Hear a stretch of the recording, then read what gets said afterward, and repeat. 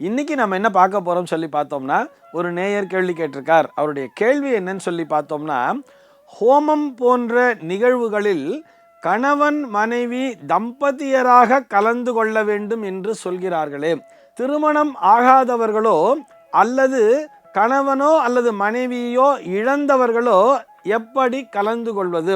அவர்கள் கலந்து கொள்ளலாமா அல்லது அவர்கள் என்ன செய்ய வேண்டும் என்பதுதான் அவருடைய கேள்வியாக அமைந்திருக்கிறது.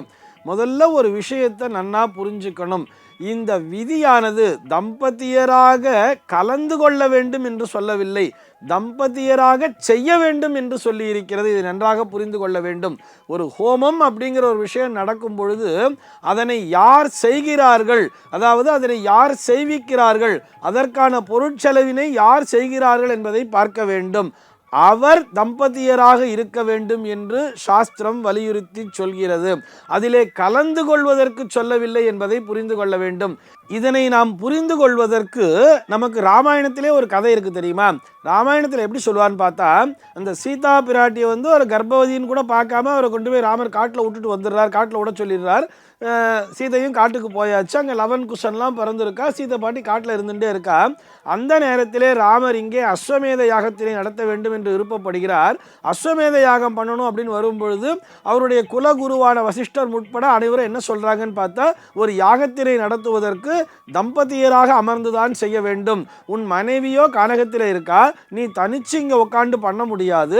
அதற்கு மாற்று வழியாக என்ன பண்ணலாம்னு சொன்னால், உன்னுடைய மனைவியினுடைய உருவத்தினை தங்க விக்கிரகமாக வடித்து பக்கத்தில் நிறுத்தி வச்சுண்டு நீ அந்த யாகத்தினை தொடரலாம் அப்படிங்கிறது தான் அவர்கள் சொன்ன ஒரு வழி.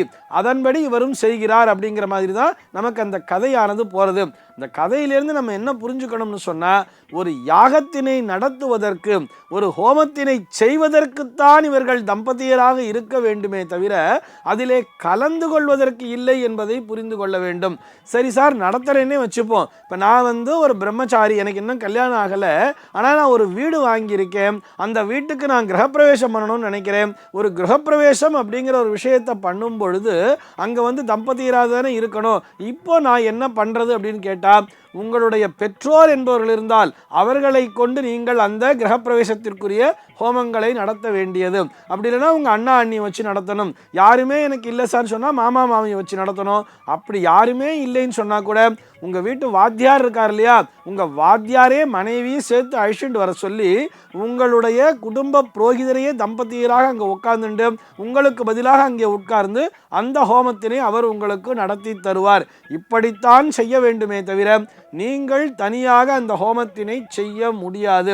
அதுக்குத்தான் இப்படி ஒரு பழமொழி சொல்லியிருப்பா தெரியுமா, கல்யாணத்தை பண்ணிப்பாரு வீட்டை கட்டிப்பாரு அப்படின்னு சொல்லுவா. ஆனால் நம்ம என்ன தெரியுமா நினச்சிக்கிறோம், கல்யாணம் பண்ணுறதும் கஷ்டம், வீடு கட்டுறதும் கஷ்டம், அதுக்குத்தான் இந்த பழமொழி சொல்லியிருக்கான்னு சொல்லி. அதுபோல இல்லவே இல்லை.